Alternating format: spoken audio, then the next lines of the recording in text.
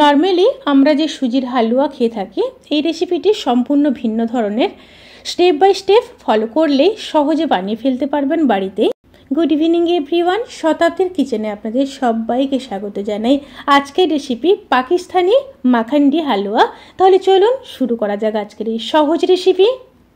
প্রথমে 1 কাপের থেকে একটু কম সুজি দিয়ে দেব। সুজিগুলোকে হালকা ভেজে নেব মিডিয়াম টু লো স্টিমে।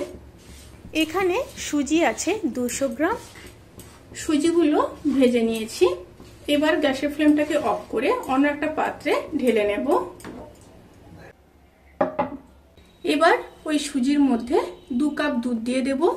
এখানে যতটা সুজি তার ঠিক ডবল দুধ ব্যবহার করতে হবে।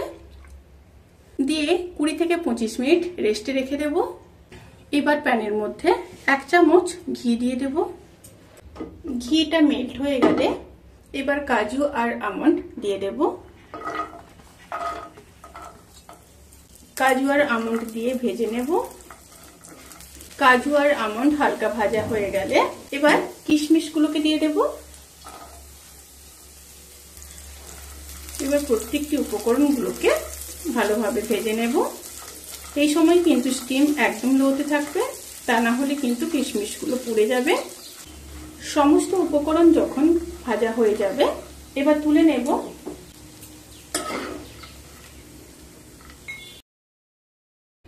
এবার সেই একই প্যানের মধ্যে আরো ঘি দিয়ে দেব। এই রেসিপির ক্ষেত্রে ঘিয়ের পরিমাণটা একটু বেশি থাকবে। ঘিগুলো মেল্ট হয়ে আসা পর্যন্ত অপেক্ষা করব। ঘিগুলো যখন মেল্ট হয়ে যাবে তখন 1 কাপ চিনি দিয়ে দেব।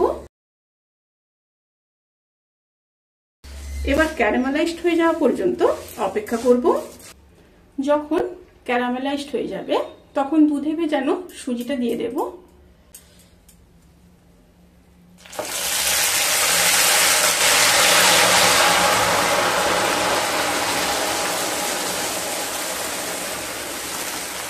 দিয়ে নাড়তে থাকবো।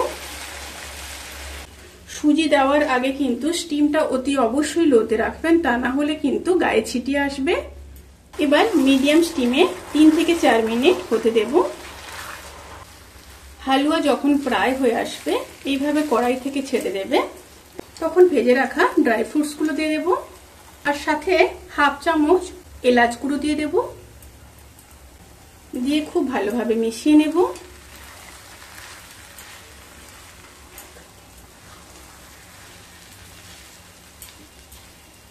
মাখান্ডি হালুয়া কিন্তু সার্ভ করার জন্য একদম রেডি।